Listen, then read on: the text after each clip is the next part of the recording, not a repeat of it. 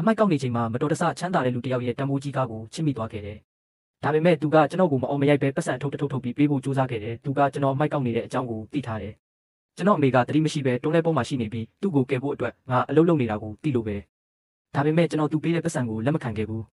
အမေကသူများပတ်စံကိုအလွယ်တကူမယူရဘူးလို့အမျက်တင်ပေးထားလို့ပါ။ဒါကြောင့်ကျွန်တော်စာရွက်နဲ့ဘောပင်ထုတ်ပြီးကားပြုပြင်စရိတ်ကိုနောက်မှပြန်ပေးမယ်ဆိုတဲ့ကတိစာတစ်စောင်ရေးပေးခဲ့တယ်။အဲ့ဒီချမ်းသာတဲ့လူကကျွန်တော်ထွက်သွားတာကိုကြည့်နေပြီးမတော်တဆရင်မတော်တဆမှုတစ်ခုကြောင့်နှစ်ပေါင်းများစွာပျောက်ဆုံးနေခဲ့တဲ့သူ့မိမကိုတတိယလာခဲ့တယ်။အဲ့ဒီနေ့ကသူ့မိမကသူ့အသက်ကိုကယ်ပေးခဲ့ပြီးသူတို့နှစ်ယောက်ခွဲခွာသွားခဲ့ကြတာပါ။ဒါပေမဲ့ဒီနှစ်ပေါင်းများစွာလုံးသူကသူ့မိမကိုရှာဖွေတာမရက်ခဲ့ဘူး။အဲ့ဒီအချိန်မှာသူ့အကူအညီပေးသူကသတင်းကောင်းတစ်ခုယူလာခဲ့တယ်။သူ့မိမကိုနှိစက်တဲ့ဆေးရုံတစ်ခုမှာတွေ့ထားကြောင်းပြောခဲ့တယ်။တစ်ချိန်တည်းမှာပဲကျွန်တော်လည်းအမေကိုအဲ့ဒီဆေးရုံကိုပဲကုသဖို့ခေါ်သွားခဲ့တယ်။အမေကိုဆေးရုံအိပ်ရာပေါ်တင်ပေးပြီးမကြခင်မှာပဲအမေရဲ့ဦးလေးနဲ့အတော်ရောက်လာကြတယ်။အတော်ကအမေကိုခွဲစိတ်ကုသနိုင်တော့မယ်လို့ပြောခဲ့တယ်။ကျွန်တော်ကအမိုက်ကောက်ပြီးစုထားတဲ့ပတ်စံအားလုံးကိုဦးလေးကိုပေးလိုက်တယ်။ဒါပေမဲ့သူကပတ်စံမယူပဲစာရွက်တရွက်ပေးပြီးခွဲစိတ်ခွင့်ပြုစာဖြစ်တဲ့လက်မှတ်ထိုးပေးဖို့ပြောခဲ့တယ်။ကျွန်တော်လည်းမစင်စားပဲကိုယ့်နာမည်ကိုရေးပြီးလက်မှတ်ထိုးပေးလိုက်တယ်။သူတို့နှစ်ယောက်ပျော်ပျော်ရွှင်ရွှင်ထွက်သွားကြပြီးကျွန်တော်လှည့်ကြည့်လိုက်တဲ့အချိန်မှာအမေမျက်နှာပေါ်မှာမျက်ရည်တွေစီးဆင်းနေခဲ့တယ်။